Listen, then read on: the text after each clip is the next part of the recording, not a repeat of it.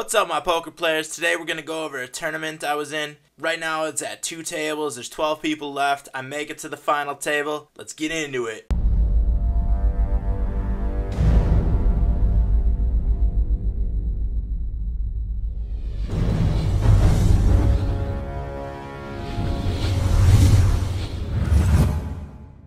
So we're starting out the action right before the tournament breaks. We're down to 2 tables. There's 6 players on each table, and we get pocket sixes to start out. We're going to make a small raise here. This is the time in the tournament where you want to play pretty aggressive right before it gets to the final table. A lot of players are going to be playing tight, and we're going to try to build a stack by picking up some blinds and antes. So we're going to be raising a lot of hands, playing tight. We have a very tight player to our left, which is great. We're going to be able to steal a lot of pots from him. Dark Temple to our left looks like he's got really loose numbers. We don't have a very large sample size on him. So we get one caller out of the big blind.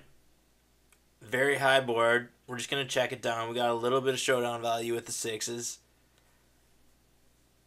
He checked twice now. I'm just going to make a stab at it. He probably would have bet had he gotten any part of this board. Hopefully we can just get him to fold, get any hand to fold. I think we're in the lead. Next hand we have ace-4 from the big blind. Hopefully everyone just folds, or we get a call in here so that I can make a steal, getting weaker hands out of this pot. Right before the final table, everyone's just trying to get it to the final table, and that's exactly what happens. They fold it to me, picking up another small one, but those are what count. Every time you pick up one of those, you're going to make it one extra revolution around the table, which is the strategy you want to use in a multi-table tournament, is keep track of how many revolutions you have. If you have less than 3 revolutions, you are way behind, and you pretty much need to get all in.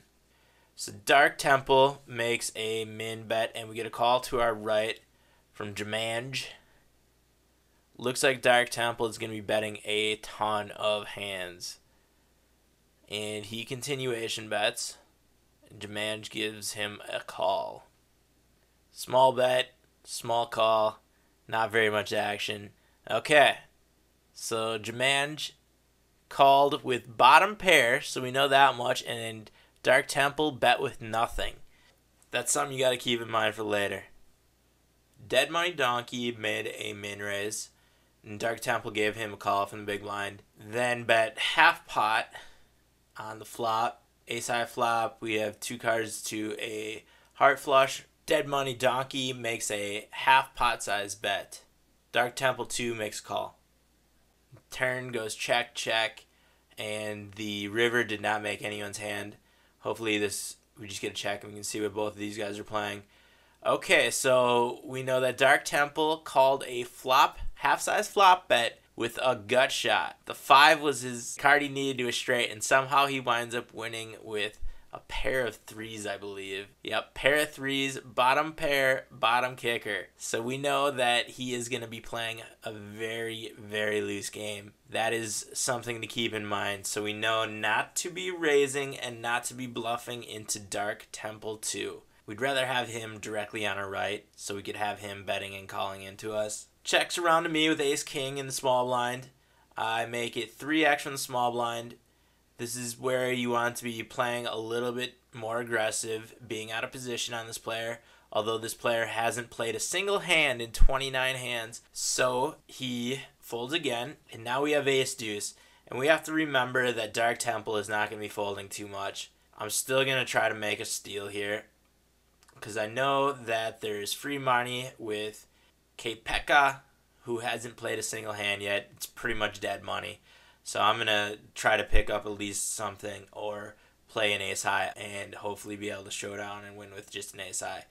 And we get a very wet flop. I could see Dark Temple hitting any part of that. And we haven't really seen him bet any of his small hands yet.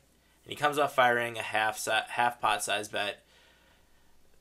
This is one where you just get rid of it, move on to the next hand, get out of it cheap, retain your chips. Now we skip ahead a couple. I have 5-3 offsuit, and I click the auto fold button, but I'm sure I'm going to quickly realize that I have K Pekka, who is, again, very, very, very tight, still hasn't played a single hand to the flop. So I uncheck that button. I'm thinking about raising and maybe going for a steal just because of the dead money to my left, but I don't. Wind up flopping 2 pair, very low kicker. Hopefully I can just pick this pot up and get 2 folds with a couple cards that do not connect at all.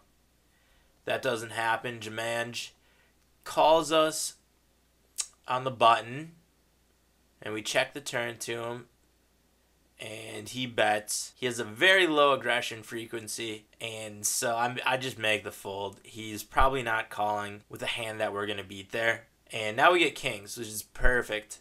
Jumanj makes a min bet. We're going to bet. We're going to raise him, obviously. I do a little bit more than double his stack, or double his bet. Bet size to induce a call from a worse hand and get it all in post flop. So now the pot size is a little bit bigger than my stack size. I'm going to get it all in. He tried to make that move on me. And we have queens and kings. So a little bit of a cooler there. I'm going to take it. Perfect double up right before the final table. And someone got kicked off our table. So now we must be down to 10 players. I make a fold. And we have a 3-way pot here in a pretty wet board. Looks like there's a lot of pre-flop action. And Jumanj comes up betting.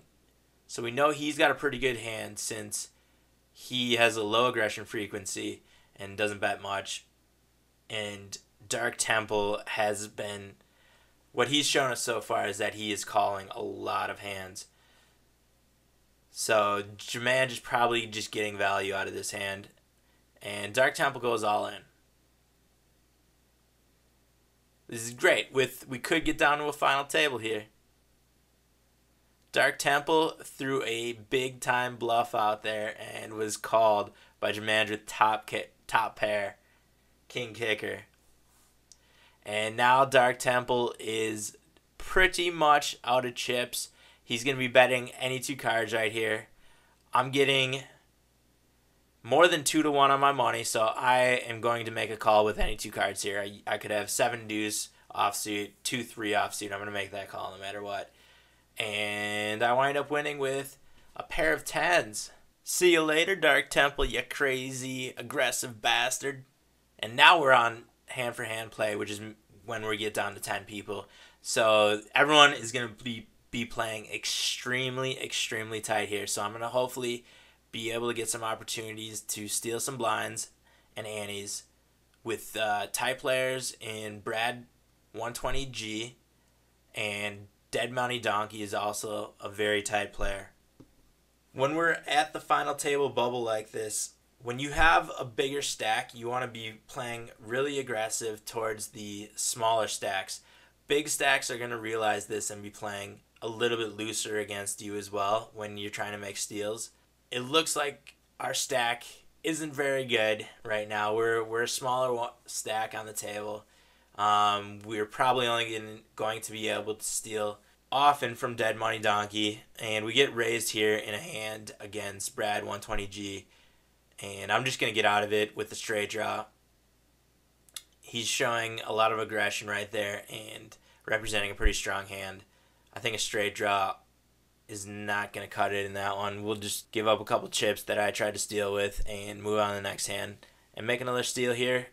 Hopefully we can get them both to fold.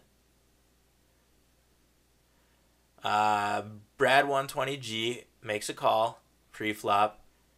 Ace high board. I don't have much. I'm going to try to make a continuation bet and induce a fold, which is exactly what happens.